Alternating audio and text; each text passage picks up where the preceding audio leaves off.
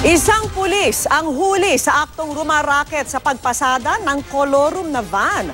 Nakipaghabulan pa siya at nakipagmatigasan ng sitahin ng LTFRB. Nakatutok si Ivan Mayrina.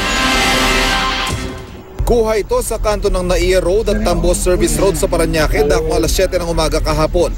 Humarurot pa kanan ng puting van na ito na hinabol ng sumitang operatiba ng LTFRB na nagsasagawa noon ng anti-colorum drive. Dahil matraffic, na-corner ang van na puno ng pasahero. Kinumpirma raw sa LTFRB ng mga pasahero na nagbayad sila ng pamasahe mula sa Muntinlupa papuntang Pasay at ang driver. He was wearing a white shirt and then they were saying it's a type B uniform, yung blue, and then yung charol na sapatos.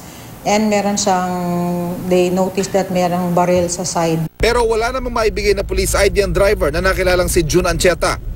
Nakausap namin ang humabol na LTFRB enforcer pero nakiusap na wag na siyang pangalanan. Hindi naman daw nanigaw o nagmura si Ancheta pero nagbatikas daw ito nang i-impound na ang kanyang van dahil koloro. Iniwasan na lang daw niyang magkaroon pa ng komosyon dahil sa nakasokbit na baril na nagpakilalang pulis. Ipinablatter na lamang niyang pangyayari.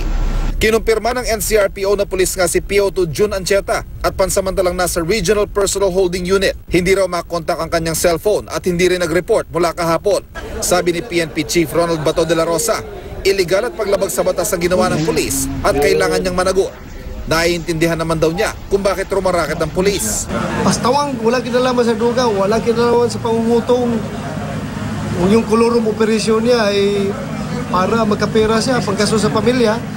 Na hindi gaano mabigat sa akin. Sabi ni dating LTFRB board member Attorney Ariel Linton, hindi bago mga ganitong insidente ng mga pulis na nangongoloro. Kung ang isang pulis ay meron pagkakakitaan na iba, okay naman yon kung legal.